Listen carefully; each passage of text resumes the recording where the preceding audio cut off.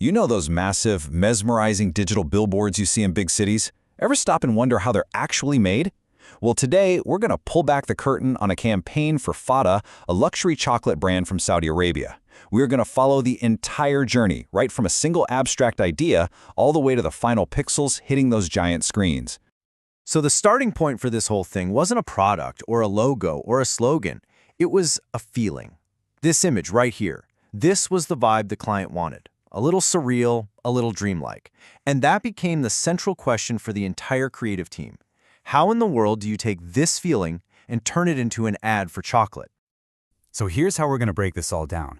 We'll start with the absolutely fantastical brief the client came with. Then, we'll watch the team literally build a chocolate from scratch in 3D.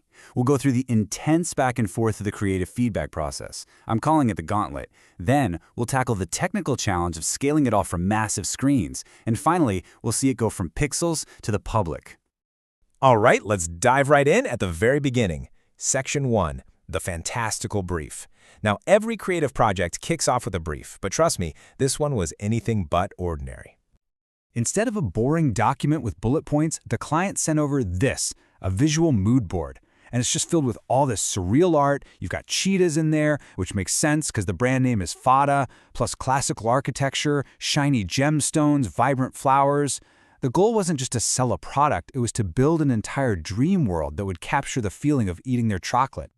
So the real trick was, how do you take that abstract vibe and turn it into a concrete plan? Well, the team managed to boil it all down to this one core concept. A single piece of Fahda chocolate breaks apart in gorgeous slow motion. And from that crack, this whole dreamlike world just bursts out. Gemstones, flowers, butterflies, and they all start to orbit the chocolate, kind of like a tiny, delicious solar system. Okay, concepts locked. Time to actually build this thing. So in Section 2, we're going to see how the digital artists took this idea from a simple sketch and turned it into a full-blown 3D reality. So here, you can see the two starting points. On one side, you have these rough, hand-drawn storyboards that map out the animation and the camera angles. And on the other, you've got photos of the actual real-life chocolate from the client. The whole challenge was to merge these two worlds, to take a physical product and bring it to life in this animated, dreamlike universe. Of course, as anyone in the creative field knows, you never, ever nail it on the first try. The star of the show here, the chocolate, had to be absolutely perfect. The first 3D model looked pretty realistic, but the art director jumped in right away and said it needed to look more, well, more appetizing. And the feedback gets incredibly specific. I mean, listen to this. The chocolate needs a more uneven cut. The cream inside the wafer, a bit more glossy wet to be more appetizing. This just shows you it's not enough to make it look real. You have to make it look so good that it triggers a craving. That level of detail is what really separates the good from the great. Okay, so the chocolate is now looking delicious, but what about that whole dream world floating around it? Well, this is where we enter the most intense part of any project like this, the creative feedback gauntlet. And this right here gives us a direct window into that process.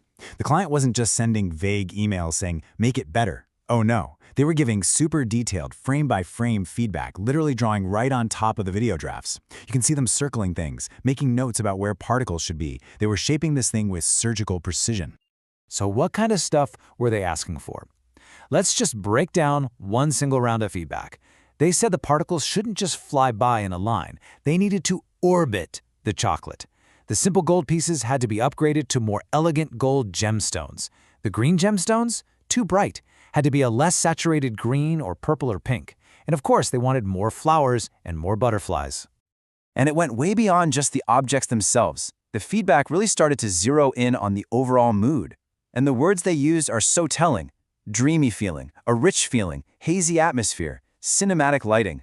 They weren't just giving notes, they were trying to engineer an entire emotional texture for the ad. And just to show you how ridiculously granular this process got, check out this piece of feedback. There is a white pixelated edge around the elements as if they were cut out a bit roughly. Could you please remove it? We are talking about individual pixels here. Every single tiny detail was being scrutinized to get that absolutely perfect, seamless look. So what the creative side finally approved, you'd think the job was done, right? High fives all around. Nope. A whole new set of massive challenges popped up during the technical delivery. And that's what we'll get into in Section 4, scaling for massive screens. 11. That's the number of completely different, unique formats the team had to deliver for the final animation. This was not a simple, one-size-fits-all video file. So why so many different versions? Because this animation wasn't for your phone screen or your laptop. It was for these massive, city-scale digital billboards all across Jeddah and Saudi Arabia. We're talking sprawling digital steel bridges and these towering things called unipoles. Each one was its own unique digital canvas. And that means you can't just crop the video and call it a day. No way!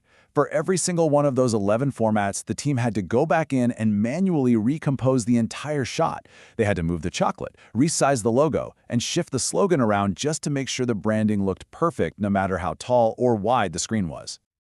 All right, we are in the home stretch. The creative is locked. The technical formats are all planned out. Now let's look at the final, frantic push to get this project across the finish line and out into the world. This timeline from the final day is a real nail-biter. On February 9th, the client finally gives the green light on the creative. But then, the very next morning, they send in some last-minute changes to the cropping. At 3:26 p.m., with a deadline breathing down their necks, the producer has to make the tough call. We need final payment before we can start this massive render.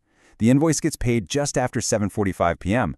And then, only an hour later, at 8:41 p.m., after 3 intense hours of rendering on 4 powerful computers, the final files are finally delivered. It was down to the wire. So after all that craziness, was it worth it? Well, what's the ultimate sign of a happy client? They give you more work. And that's exactly what happened. The client was so thrilled with how this first video turned out that just 5 days after it was delivered, they gave the go-ahead for 2 more videos, all based on the same creative concept. That's a huge win. So after deconstructing this whole project, what's the big takeaway? You know, it really makes you think about modern advertising. In a world that's just drowning in ads, maybe the real art of marketing isn't just the final message or the catchy slogan anymore. Maybe the true art is this incredibly meticulous, collaborative, and sometimes grueling process of bringing a single, solitary feeling to life, one pixel at a time.